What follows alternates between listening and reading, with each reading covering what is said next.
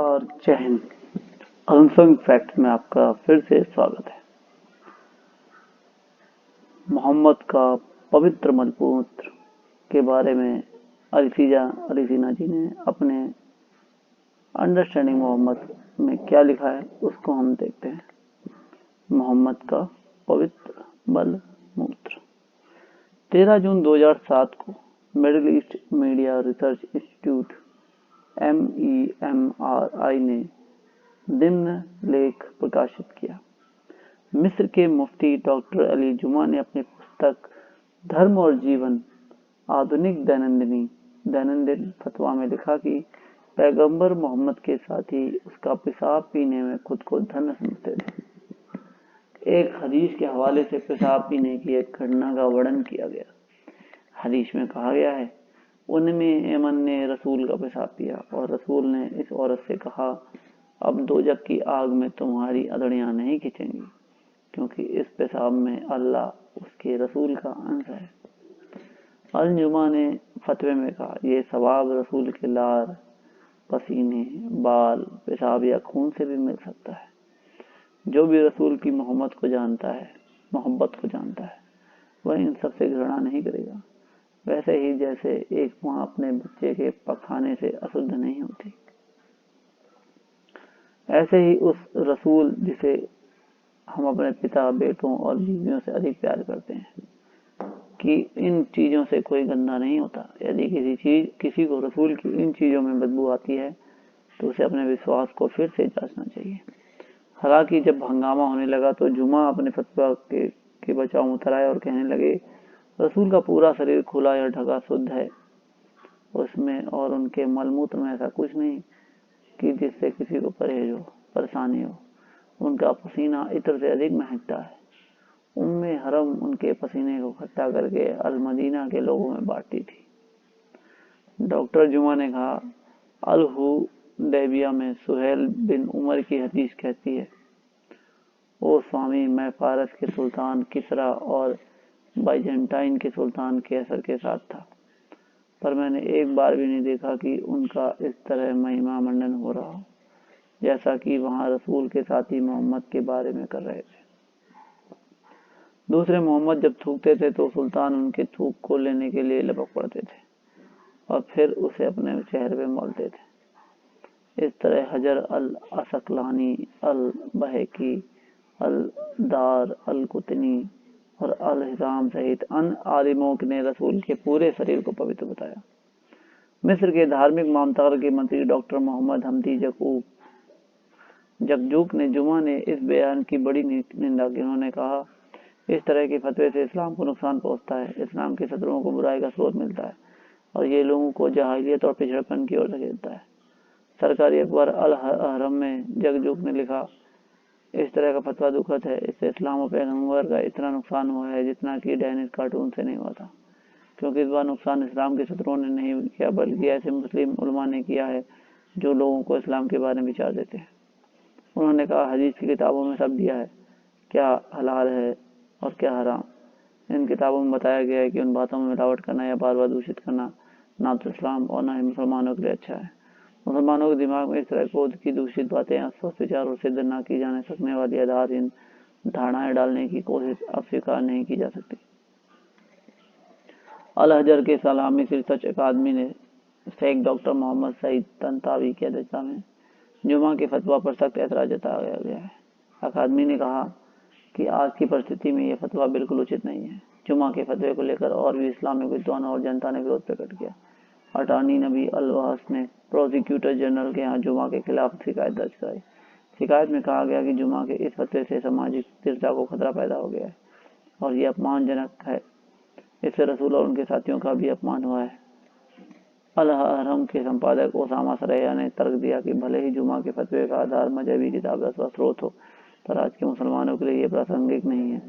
मजहबी कानून की किताबों में बहुत से सवाल और मुद्दे खड़े होते हैं। इन किताबों की कई ऐसी बातों को छोड़ दिया जाता है जिनका आज के मुसलमानों की जिंदगी की हकीकत से कोई लेना देना नहीं है और जो केवल सैद्धांतिक और दार्शनिक अथवा विवादास्पद है। अतीत में मजहबी उपदेशकों ने कहा है कि आवश्यक नहीं कि जो कुछ पता हो वह सब प्रकट ही कर दिया जाए। ये महान तथ्य है कि बहुत से ऐसे मसले हैं जिन पर कभी मौलवी माथापच्ची करते थे, पर आज के समय ये मसले अप्रासंगिक हो चुके हैं, क्योंकि ये विषय अब इस तरह से जनजीवन से जुड़े भी नहीं है और लोग व्यवस्था में गड़बड़ी भी नहीं कर सकते। मजहबी कानूनों के विद्यार्थी इस बात से पूरी तरह वाकिफ है। सरकारी अखबार अल जमहूरिया के स्तंभकार याला जबल्लाह लिखते हैं, उम्मे ऐमन का एक किस्सा सच हो या झूठ, पर यदि कोई पूछे भी तो भी किसी मुफ्ती को इससे नहीं बताना चाहिए। इस कहानी को जानने का भला कोई फायदा है क्या? गौरवशाली अतीत, प्रतिष्ठित खून और पवित्र मूत्र धारण करने वाले रसूल अब हमारे बीच नहीं है, इसलिए अब इन प्रकार के विषयों पर चर्चा की गुंजाइश नहीं है।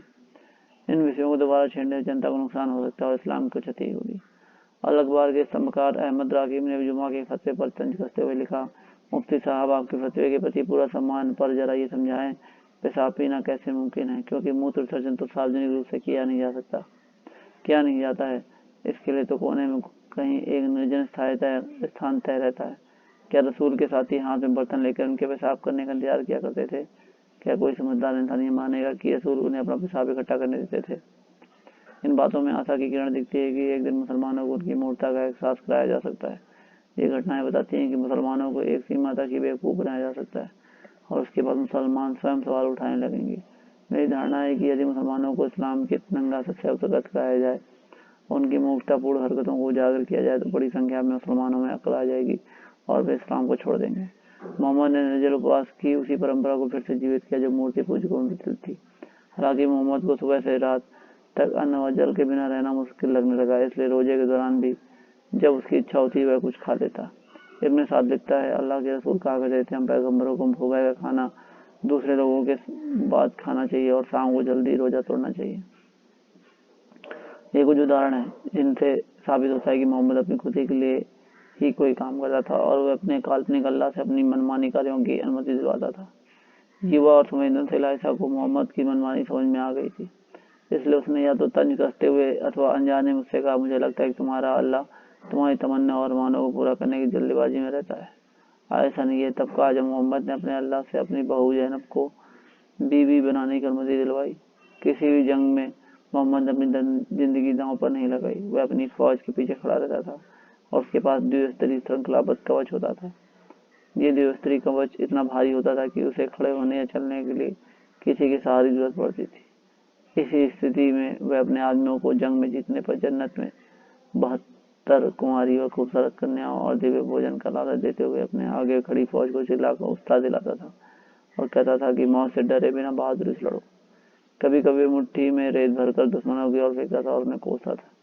अपनी फौज के खर्चे के लिए अल्लाह का यह रसूल अपने अन्यायियों पर धन के देने का दबाव बनाता था।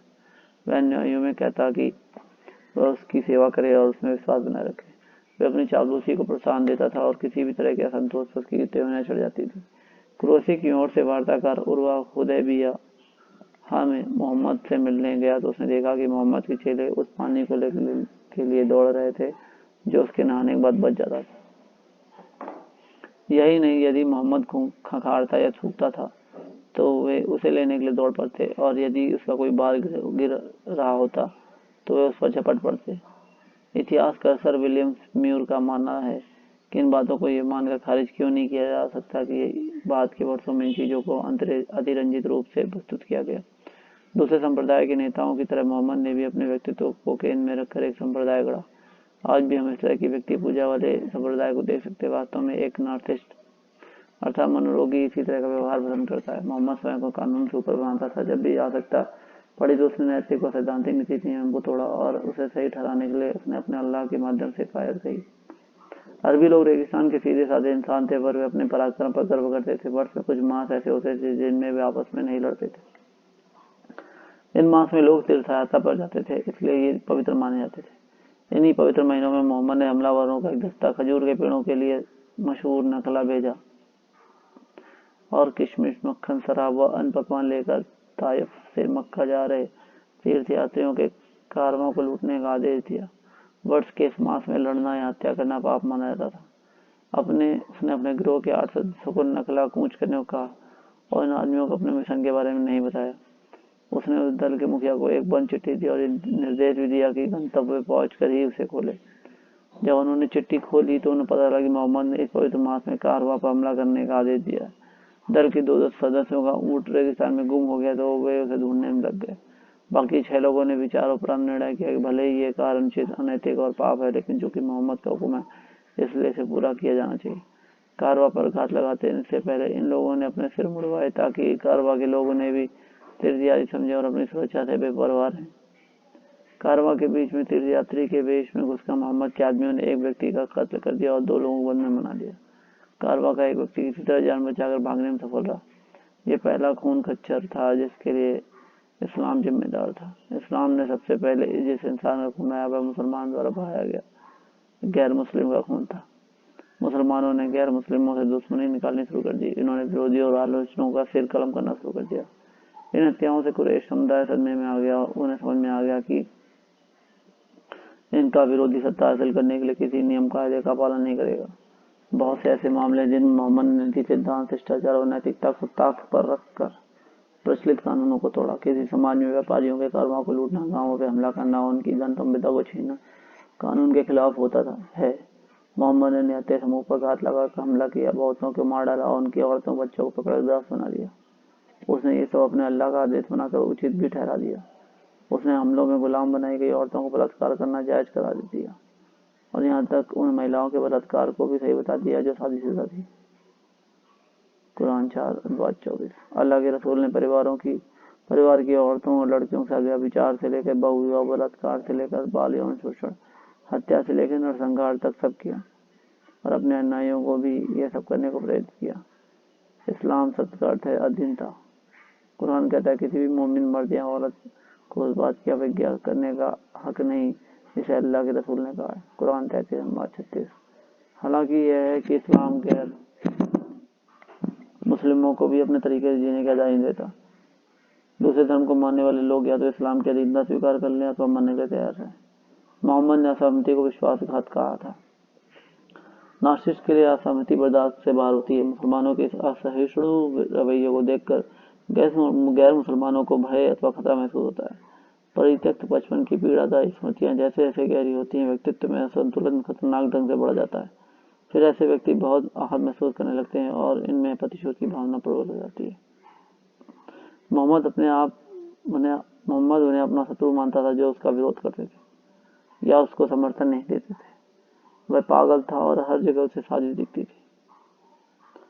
वह स्वयं को शत्रुओं के दुर्भावनापूर्ण कृत्यों की पीड़ित नायक के रूप में प्रस्तुत करता था, जबकि उसके ये शत्रु उसकी कल्पनाओं के सिवाय कहीं और नहीं थे। मोहम्मद की सफलता का एक राज यह था कि वह उन लोगों की जासूसी करवाता था जो उसकी आलोचना करते थे और उन पर हमला करने से पहले उनके बारे में पूरा जानकारी हासिल कर लेता था। मोहम्मद की सनक ऐसी थी कि वह अपने अनुयायियों को भी एक दूसरे की जासूसी करने को कहता था। मुसलमान आज भी ऐसा ही करते हैं। रसूल की तरह वे भी खुद को पीड़ दिखाते हैं और इस आधार पर अपने आतंकवादी कृत्यों को उचित ठहराते हैं। उन्हें लगता है कि दुनिया में पूरी ताकतें इस्लाम को नष्ट करने के लिए काम कर रही हैं और यहूदियों के नेतृत्व में पूरी दुनिया में इस्लाम के खिलाफ षड्यंत्र चल रहा है। मुसलमानों के मन में बात बिठा दी गई है कि यहूदी दुनिया को नियंत्रित करते हैं और खासकर यह है कि अमेरिका पर यहूदियों का नियंत्रण है।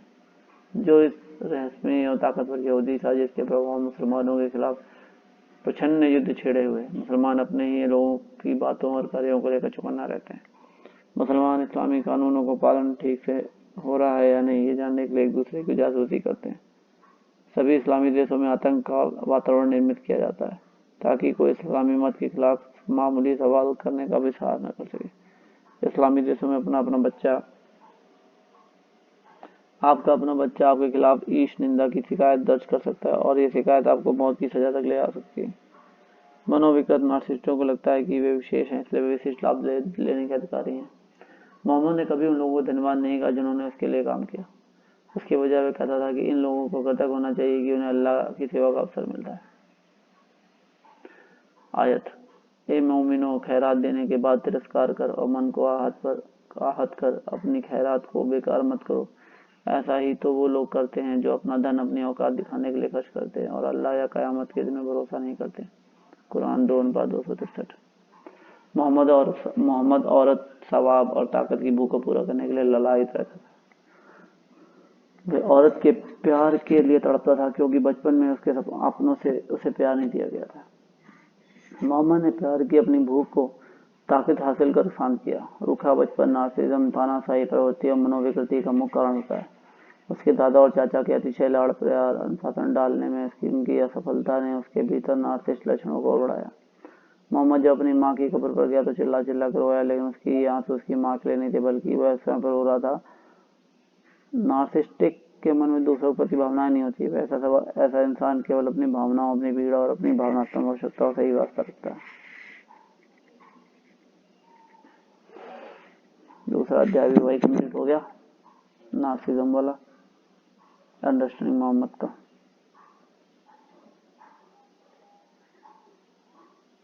अगला होगा अध्याय 3, मोहम्मद के उन्मादी अनुभव।